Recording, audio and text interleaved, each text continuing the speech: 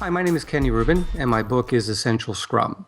And in this tip, I want to talk about product backlog grooming and its importance, and really what it is. I've mentioned this in some of the other tips, and I want to go into a bit more detail on it. And once again, I have two graphics that go along with this particular tip. In the first graphic, what you'll notice is this in one picture summarizes all the different activities of grooming. So in this product backlog, you're seeing the items and then their sizes. And so one of the activities of grooming is to put estimates on the sizes of the items that are there. Now, this is typically done by the development team, not by the product owner or Scrum Master, but the product owner oversees making sure that it happened. So estimating is one aspect of grooming. We might also insert new items into the product backlog. So as we begin development and we learn more about what we're building, a new feature might appear. That's not a problem. We create a new item for it and we insert it into the correct order, the correct priority in the product backlog. So inserting items would be another activity of grooming. In addition, we might choose to just reprioritize an existing item, take an item and change where it appears in the list because we determine maybe it makes sense to do it sooner than we had anticipated. So we always have the right to work with the product backlog and reprioritize it. And then, of course, there'll come a time when larger items, those lightly colored larger bricks near the bottom of the backlog, well, we're getting closer to when we're actually going to work on them. So now is the time to refine them into a series of smaller, better defined items. So we could be breaking an item down and creating those smaller items. That's also part of grooming.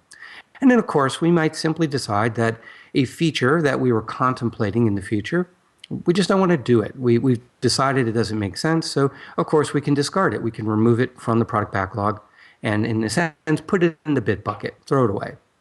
So, in aggregate, that's what I mean by grooming.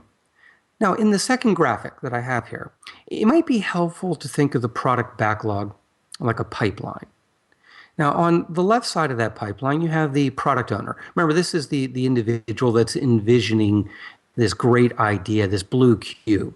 Well, initially, the features associated with that idea are probably very large features, big in scope. So there we have these large, lightly colored blue bricks. Well, the product owner, through the process of grooming, has to migrate those items and make them smaller over time. It's a technique we call progressive refinement, taking big things and turning them into small things at the appropriate time. So you'll notice as those bricks are moving through the pipeline, they're actually becoming smaller in size and more darkly colored. They're becoming a deeper shade of blue. Eventually, when they get to the other side of the pipeline, they enter a state that we'll call ready. Now, most people in Scrum are familiar with a concept called the definition of done, right? The state that an item should be in at the end of the sprint. There's actually at the beginning of the sprint something we could call the definition of ready. Ready meaning, are the items small in size?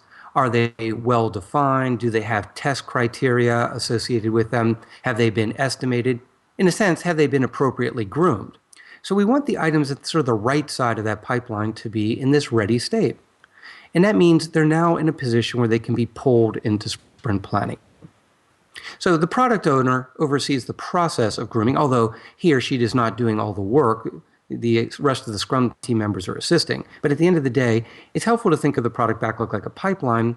And should the pipeline run dry, meaning there's an insufficient number of ready stories on the right side, then the flow of the work through sprint planning will get blocked. So I hope you found this tip useful and the other two tips that I have talked about as well.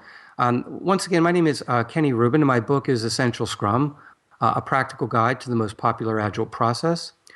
You can learn more about that book actually at my website at www.inolution, that's INNOLUTION.com, or the book website, which is www.essentialscrum.com.